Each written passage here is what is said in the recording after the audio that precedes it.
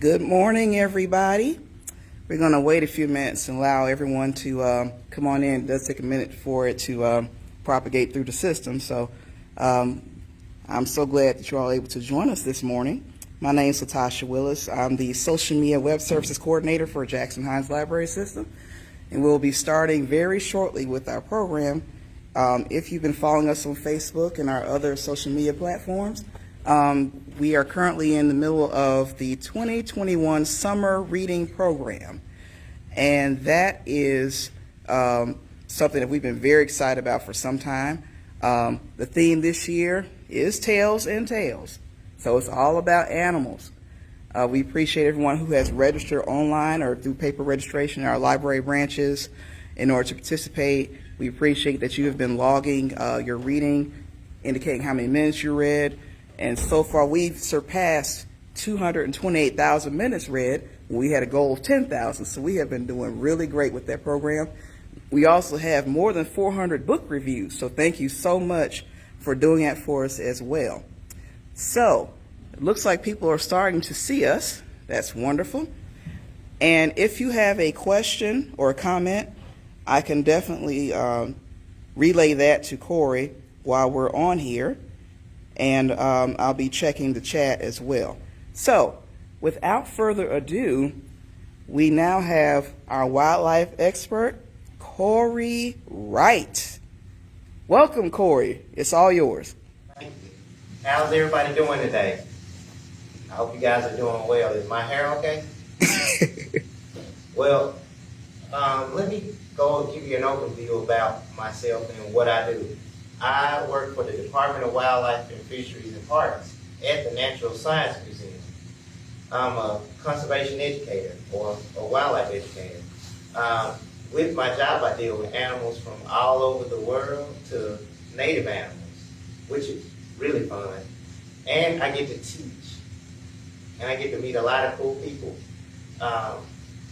What I brought today are things that are native to Mississippi. But one of them is in your backyard. Well, both of them can be in your backyard. The first one kind of makes people a little leery when they see it. But the cool thing about this animal is he's helpful to the environment and he's helpful to you. You guys want to meet him? Oh. Because he's a snake. And the cool thing about snakes is this snake right here is called a speckled king snake. He's called a speckled king snake. See the spots? So if he was out in the woods or in some grass or bushes, you probably wouldn't see him. The reason why he's so helpful to the environment is, I know a lot of people don't like snakes. I always hear that saying, that this snake is a dead snake, but they're very helpful. This snake eats other snakes. They love to eat snakes. Kind of like me eating french fries. But this snake right here eats other snakes. They especially eat venomous snakes. They love to eat venomous snakes. In Mississippi, there are 55 different types of snakes. How many did I say? If you said 55, you are correct. There are 55 different types of snakes in the state of Mississippi. Out of those 55, 6 of them are venomous. And when I say venomous, I don't mean poisonous. There's a key difference between the word venom and poison. Poison is ingested, so you have to lick it or eat it to be poisoned. Venom is injected. It's injected into your bloodstream. And so venomous animals have an apparatus to bite you to inject the venom. One cool thing about venomous snakes is you can tell in Mississippi, 5 of the venomous snakes have an indicator that makes you know that they're venomous. If you see a snake with a triangular head, they're venomous. If you see a snake with a line in their eyes, you're too close. But if you see the line in their eyes, they're venomous.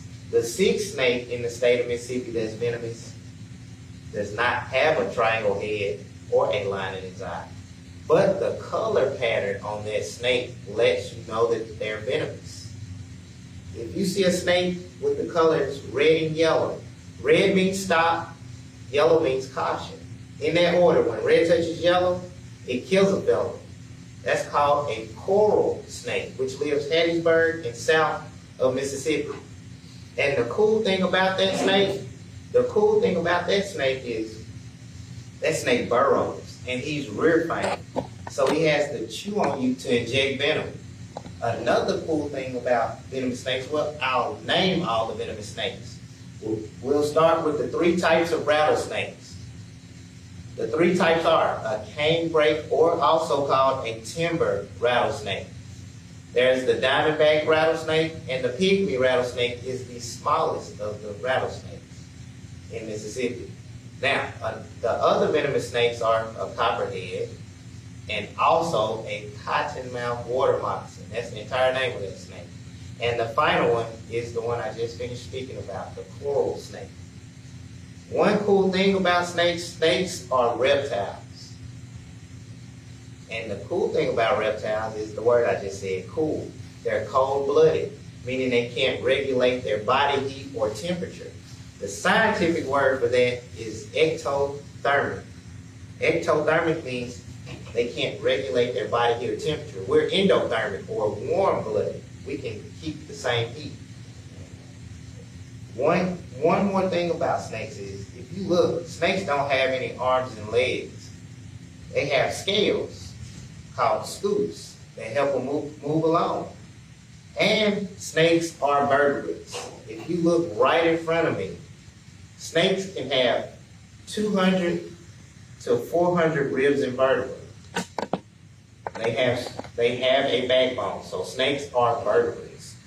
Also, if you look at the snake's mouth, the bottom part of his mouth, if you look at the bottom part, he doesn't have this part of his chin. It's separated. His jaw is separated. And that's designed to swallow food 3 times the size of his head by dislocating his jawbone. And when his nose is compressed, he has a tube in his throat that helps him breathe while he's swallowing food. This snake will eat, like I said, snakes. They also eat mice and rats. They will eat a mice and rat. So snakes are helpful and beneficial to the environment, because mice and rats can produce about every 3 weeks. In a year, that's about 15,000 grandchildren. So for every one snake that eats a mouse or rat, that's a lot of rodents that aren't born. And if you look at this snake, all snakes will protect themselves. This snake can give off a pungent odor. Also, he'll rattle his tail, letting you know, leave me alone. The best thing to do with a snake is to take 2 steps back, turn around, and walk away. You don't want to run, because you might run into a tree and knock yourself out. But the best thing to do with a snake is take 2 steps back, turn around, and walk away. You don't want to injure yourself. I hope you guys are having fun. I got another surprise for you. Do you guys have any questions? You're welcome to put a question in the comments, and I'll read it to them if you have any questions. Does anyone have any questions for Corey? Okay, I guess not just yet. They don't want to ask me questions. Well, let's go over an overview of how many snakes are in Mississippi. There are 55 different types of snakes in the state of Mississippi. Out of those 55, 6 of them are venomous. And one way you can tell that a snake is venomous is by the triangle head or the line in their eyes, if they have an elliptical eye. Now, this next surprise is Mississippi's state reptile. It's another cold-blooded animal. Do you guys know what it is? No? Let's see what it is then.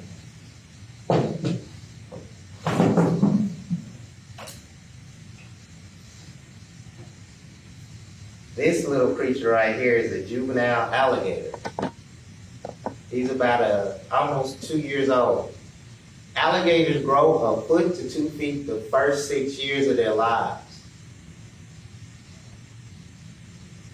And the cool thing about this animal is they have been around for about 120 million years. In the world, there are 23 different types of crocodiles and only 2 types of alligators. The American alligator and the Chinese alligator. There are only 2 types of alligators, the American and the Chinese. This is the American alligator, which is Mississippi's state reptile. When an alligator walks, they kind of walk like a dinosaur. They kind of stand up and walk. This table is slippery, so he can't really stand up. But another cool thing about an alligator is an alligator has 5 fingers, but only 3 claws on the first 3 fingers. And that's designed for a female alligator to make a nest, or a male alligator or a female alligator to climb up a mudslide, or to dig, because they will dig. They have 5 front fingers, but only 3 claws. And the alligator is born with teeth. The alligator is born with about 82 teeth. And the way to remember that is Mississippi has 82 counties. So they have a tooth for each county. And raise your hand if you like to go swimming, even though I can't see your hand. Well, I like to go swimming too. I even wear swimming goggles sometimes, even in the tub. But the cool thing about the alligator is the alligator has a 3rd eyelid called a nictitating membrane. That word again is called a nictitating membrane. And that protects his eyes while he's underwater. It folds back, it's clear. Alligators have conical teeth. So that means when they bite their food or their prey, their teeth are designed to break. So they can lose up to 200 teeth in a year. They constantly grow teeth. The mother alligator will lay eggs on land. She will lay about 50 to 80 eggs in a nest on land. And the cool thing about that is the temperature in the nest tells whether it's a male or female. The warmer temperatures in the nest are boys. The warmer, cooler temperatures are girls. So the mother alligator can lay her eggs at different levels in the ground and have a mixture of males and females. Most reptiles that lay eggs, that's called oviparous. That means they lay eggs. On the back scales of an alligator, these are called osteoderms. Keyword, osteo. That means bone. Derm or dermis means skin. These are bony skin plates on an alligator's back, and they will get very, very hard when they get older. And it's for protection. When an alligator is generally in the water, this is what you see. The reason why they do that is probably because they're hunting. They're sitting just like this. Once they back into the water, they don't want to make a ripple in the water, and they swim up to their prey underwater. So alligators are stealthy hunters. That's why their eyes are placed closer to the top of their head, and also their nose. And this is an alligator, a reptile. This is a reptile. And like I said, reptiles are cold-blooded, but I'm going to show you a trick, because this is one of the only reptiles that have a heart similar to ours with 4 chambers. Watch what happens when I put him on his back. That's due to being cold-blooded. This is how I put my alligator in timeout. Watch what happens when I turn him back over. He's like, whoa, what just happened to me? I bet some of y'all parents wish y'all could do your kids like that. Another cool thing is when an alligator is swimming on top of the water, they kind of swim using their tail doing a twist. That's how they move through the water. If you look at the alligator's skull, their skull is fused and hard for protection. And that's an ancient design because they once lived with dinosaurs. So that's something cool that I think is cool. Also, for an alligator, they're very, very tough creatures. They can have, a lot of times this is a pretty alligator. Most of the time they kind of look beat up because they compete a lot for food. They don't prefer all the time to eat large food like you see on TV. They prefer to eat carrion or rotten flesh, because it's easier to tear. That food is easier to tear. So they like to pull the food apart. That's why you have them doing the death roll, to tear portions of food apart. But they don't always eat large portions of food. They'll eat a small fish, crayfish. This alligator loves crawfish, and small mammals like rodents. At an early age, they'll eat insects and even smaller fish. Does anybody have any questions? We do have a couple in the chat. First, Catherine J. Edwards said, very interesting facts. Katina Barnes asked, will the majority of eggs hatch? 9 times out of 10, out of those eggs that hatch, you can have maybe about a 50-50 chance of survival. So no, some of them end up being calcified or not active, the eggs. So it's a 50-50 chance for survival. Okay. And Suzanne Rutherford asked, how fast can they run? The average speed of an alligator is 10 to 12 miles an hour. That's faster than the average human. So if you encounter an alligator, first, never feed an alligator. But if you encounter an alligator, most people say run in a zigzag pattern. I never say that because some people can't run straight. The best thing to do is climb something. If something's not available to climb, then run faster than your friend. I'm just playing. But climb something to avoid an alligator. Okay. All right. Those are the only questions I see in the chat. Did you have anything else for us, Corey? Well, we'll have an overview. There are, once again, only 2 species of alligators in the world, and there are 23 different species of crocodiles. The difference between an alligator and a crocodile is crocodiles are mainly saltwater creatures.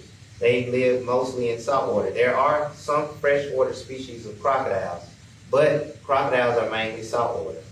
Alligators are specifically freshwater. When an alligator closes his mouth, you only see the top row of teeth.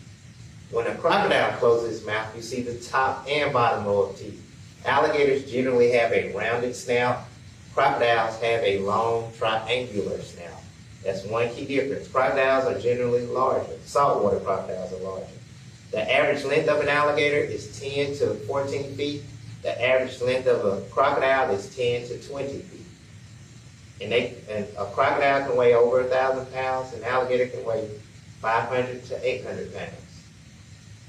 I hope you guys enjoyed the show. I hope you guys have a great rest of the day. And please come to the museum and check out some of our animals.